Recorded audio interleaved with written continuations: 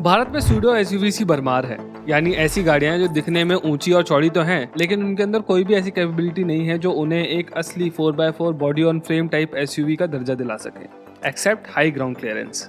ऐसी pseudo SUVs हर एक price range में अवेलेबल है, फिर वो चाहे टूसॉन हो, क्रेटा हो, नेक्सॉन हो या फिर एक्स्टर। लेकिन एक सूडो एसयूवी ऐसी है जो इन सबसे छोटी भी है और सस्ती भी, लेकिन कैपेबिलिटीज के मामले में वो 4x4 तक को टक्कर दे सकती है, और वो है एस्प्रेसो। नहीं, मैं नहीं मानता। अरे हाँ, यकीन नहीं होता तो ये देख लो।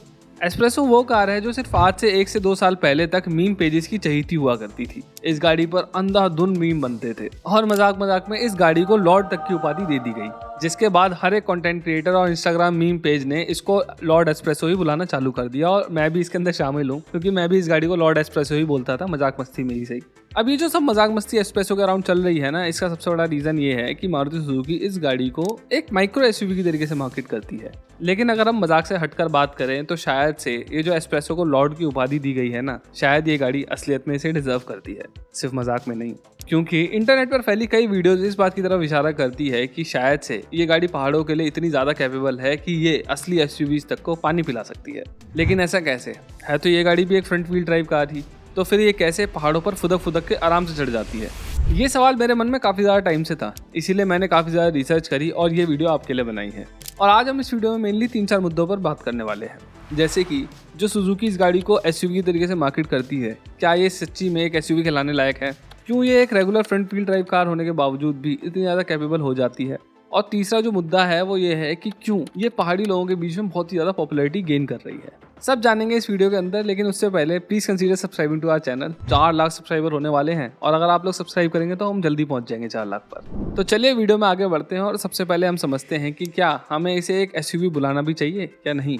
सुजुकी की इंडियन सब्सिडी मारुति सुजुकी ने एस्प्रेसो को इंडिया में 2019 में लॉन्च किया था, और इसे ऑल्टो और वैगनार के बीचों बीच प्लेस किया गया था to rival Renault Kwid and Datsun redigo. लेकिन इंडिया में डिजाइन एंड डेवलप ये गाड़ी सिर्फ इंडिया तक ही सीमित नहीं रही, और सुजुकी ने इसे Indonesia, Philippines, Brunei, South Africa, Nigeria, Tunisia, Chile और कोलंबिया तक में लॉन्च करा। ये गाड़ी जिस वक्त पे लॉन्च करी गई थी, तब तक एसयूवीज का क्रेज लोगों के सर पर चढ़कर बोल रहा था, और ऑलमोस्ट हर एक कार ब्रांड अपनी तरफ से जैसी बन पड़े वैसी एसयूवी लॉन्च कर रहा था।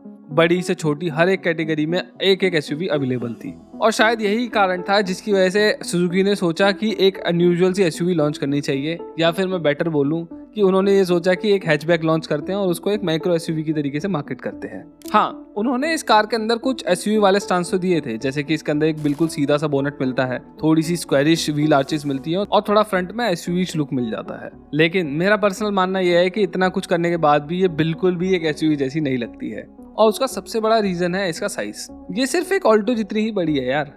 और एसयूवी एक ऐसी कैटेगरी है जहां पर गाड़ी का साइज जितना बड़ा होता है ना, वो उतनी ही ज्यादा लेजिट एसयूवी मानी जाती है। इसीलिए मैं एक्सयूवी 300 को, क्रेटा को, एलिवेट को और यहाँ तक कि पंच तक को एसयूवी मान सकता हूँ। लेकिन मेरी नज़रों में एस्प्रेसो एक एसयूवी नहीं लगती है। मेरे हिसाब से तो एस्प्रेसो एक टॉल बॉय डिजाइन वाली हैचबैक ही है। चलो, ये तो रही बस डिजाइन की बात, लेकिन अगर अब हम मुश्किल रास्तों पर चलने की बात करें तो ये कार ना ही सिर्फ सूडो एसयूवीज बल्कि कई बार रियल एसयूवीज तक के छक्के छुड़ा देती है। और अगर आपको यकीन नहीं होता तो ये वीडियो देख लो। साहब भाई कमाल हो गए गुरु, मतलब हमारी स्कॉर्पियो एन भी 2 बार में नहीं निकल पाई, मतलब क्या है? ये था automotive content creator Arun Pawar का वीडियो, जहां पर उनकी खुद की रियल एसयूवी यानी कि स्कॉर्पियो एन और बाकी रियल 4x4s भी इन बर्फीली सड़कों पर चढ़ने में दिक्कत कर रही थी। लेकिन एस्प्रेसो, ये गाड़ी तो बहुत ही ज्यादा आराम से इन पहाड़ी बर्फीली सड़कों पर चढ़ पा रही थी। और इंटरनेट पर ऐसी और भी कई वीडियोस हैं जहां पर एस्प्रेसो ऐसी ही कमाल की हरकतें करती हुई दिखाई दे जाती है। और ये वीडियोस हमें ऑल्टो की याद दिलाती हैं, जिसकी अंतहीन ऐसी वीडियोस हैं इंटरनेट पर जो कि दिखाती हैं कि ये गाड़ी कितनी ज्यादा कैपेबल है पहाड़ी सड़कों पर मैं एक बात आपको क्लियर कर दूं कि ये जो गाड़ियां कारनामे कर पा रही हैं ना इन पहाड़ी रास्तों पर, ये ना तो सिर्फ बाई चांस हो रहा है, और ना ही इस टाइप की फ्रंट व्हील ड्राइव कार के लिए ये करना बिल्कुल भी आसान है। और मैं ऐसा क्यों बोल रहा हूँ, उसको समझने के लिए हमें समझना होगा ट्रैक्शन को। चलो, इसको ना हम थोड़ा सा एक एनिमेशन की मदद से समझ लेते हैं। जब कोई कार किसी स्टीप चढ़ाई पर खड़ी होती है ना, तो उसका जो सेंटर ऑफ मास है वो पीछे की तरफ आ जाता है, और इसका मतलब ये होता है कि उस गाड़ी का जो वजन है वो पिछले व्हील्स पर ज्यादा शिफ्ट हो जाता है, जिसकी वजह से उसके पिछले व्हील्स को ट्रैक्शन भी ज्यादा मिलता है। और ये जो ज्यादा ट्रैक्शन है, इसका मतलब ये होता है कि जब इस कंडीशन से गाड़ी चढ़ना स्टार्ट करती है, मतलब स्टैंड स्टिल से चढ़ना चालू करती है, तब उसके टायर स्लिप नहीं होते और गाड़ी बड़ी आराम से ऊपर की तरफ चढ़ जाती है। लेकिन अगर कार फ्रंट व्हील ड्राइव हो और इस तरीके की कंडीशन में खड़ी हो तो एज आई सेड बिफोर उसका मास तो पीछे की तरफ ही शिफ्टेड होगा। तो ऐसे में अगले जो पहिए हैं उन पर ट्रैक्शन कम हो जाएगा और ट्रैक्शन कम होने की वजह से वो ग्रिप नहीं बना पाएंगे और जैसे ही आप ऐसी स्टीप चढ़ाई पर स्टैंड स्टिल से चढ़ना चालू करोगे तब उस गाड़ी के फ्रंट व्हील उस गाड़ी को ऊपर नहीं चढ़वा पाएंगे बल्कि वहीं के वहीं स्पिन होने लग जाएंगे और ये कंडीशन बर्फीले रास्तों पर कई गुना ज्यादा एम्पलीफाई हो जाती है, जैसा कि आप यहाँ पर देख पा रहे होंगे। अब आप लोग बोलोगे कि भाई मारुति की एस्प्रेसो भी तो फ्रंट व्हील ड्राइव कार ही है, तो ये कैसे चढ़ जाती है? उसका सबसे बड़ा रीजन है इस गाड़ी का वजन।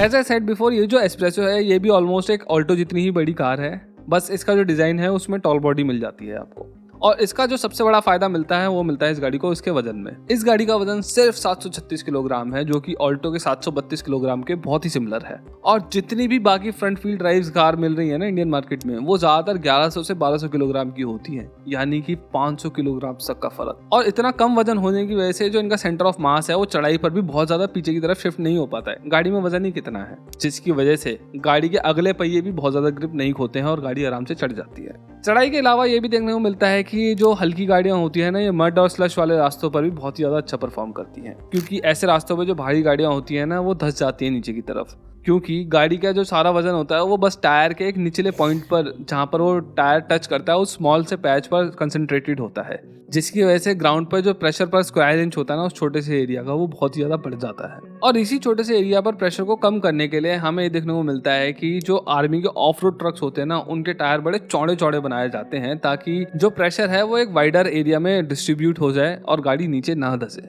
अब चौड़े टायर बनाना तो एक तरीका है ग्राउंड पर प्रेशर कम करने का, जो दूसरा तरीका है वो ये है कि गाड़ी ही इतनी हल्की बनाओ कि अपने कम वजन की वजह से वो ग्राउंड के अंदर धसे ही ना। और यही रीजन है जिसकी वजह से लाडा, नीवा और जिमनी जैसी हल्की ऑफ रोडर्स भी बिना ज्यादा off road bells and whistles के साथ भी बिना फंसे इन खतरनाक रास्तों से बड़ी आराम से निकल जाती हैं। और यही रीजन है जिसकी वजह से ऑल्टो और एस्प्रेसो भी ऐसे दलदल वाले रास्तों में आराम से निकल जाती हैं। अब आपको ये तो समझ में आ ही गया होगा कि जो एस्प्रेसो है ये पहाड़ी रास्तों पर कितनी ज्यादा कैपेबल है। इसीलिए यही जो इसकी कैपेबिलिटी है ना, यही इसको पहाड़ी लोगों के बीच में काफी ज्यादा पॉपुलर बना रही है। लेकिन ये अकेला रीजन नहीं है जिसकी वजह से पहाड़ों पर इसको पसंद किया जा रहा है।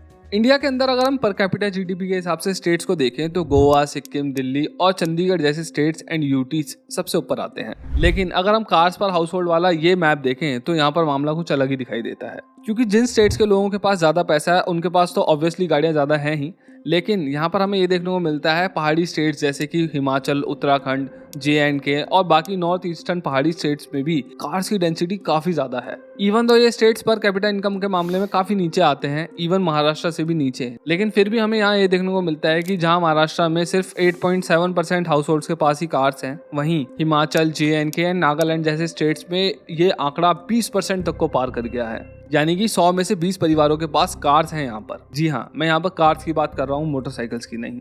अब ऐसा इसलिए होता है क्योंकि पहाड़ों पर लोगों को पर्सनल ट्रांसपोर्ट रखना बहुत ही ज़्यादा इंपॉर्टेंट है, क्योंकि वहाँ पर पब्लिक ट्रांसपोर्ट बहुत ही ज़्यादा रेयर होता है। मेट्रोज और लोकल ट्रेन वहाँ पर बनाई नहीं जा सकती, पटरियाँ कैसे बिछाओगे, क्योंकि और बसेस के जो रूट्स होते हैं ना वो भी कई बार घरों से दूर होते हैं काफ़ी ज़्यादा, तो एक्सेसिबल नहीं हो पाती बहुत ज़्यादा। इसीलिए even with lesser per capita income हमें पहाड़ों पर लोगों के पास कार्स देखने को मिलती ही है। और ये दूसरा सबसे बड़ा रीज़न बन जाता है जिसकी वजह से पहाड़ी इलाकों में ऑल्टो जैसी कार्स को खरीदना बहुत ही ज़्यादा पसंद किया जाता है, क्योंकि इसका एक तो प्राइस बहुत ज़्यादा लो है और इसकी मेंटेनेंस तो बहुत ही ज़्यादा कम है। लेकिन अब हमें ये देखने को मिल रहा है कि पहाड़ी लोगों का जो रुझान है ना वो एस्प्रेसो की तरफ काफ़ी ज़्यादा बढ़ रहा है, क्योंकि एक तो ये गाड़ी ऑल्टो जितनी ही महंगी है, थोड़ी बहुत ही फ़र्क है प्राइस में।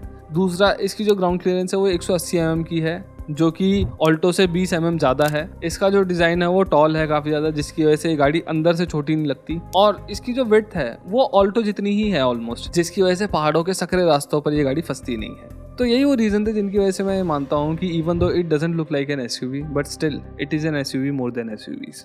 हाँ, ये गाड़ी सबके लिए नहीं है पर बहुतों के लिए बहुत काम की है। तो इस वीडियो में बस इतना ही। अगर आपको मेरी ये वीडियो पसंद आई हो तो please consider subscribing to our channel. वो बेल आइकन भी दबाओ, वरना मेरी वीडियो कब आएगी और कब जाएगी आपको पता नहीं चलेगा। इस वीडियो को लाइक करिए, शेयर करिए और कमेंट्स में लॉर्ड एस्प्रेसो के बारे में अपने विचार जरूर छोड़िए। और हाँ, जाते जाते आप मेरा इंस्टाग्राम अकाउंट भी चेकआउट कर सकते हो, मैं वहाँ पे बहुत बढ़िया बढ़िया रील्स डाल रहा हूँ। चलिए बाय।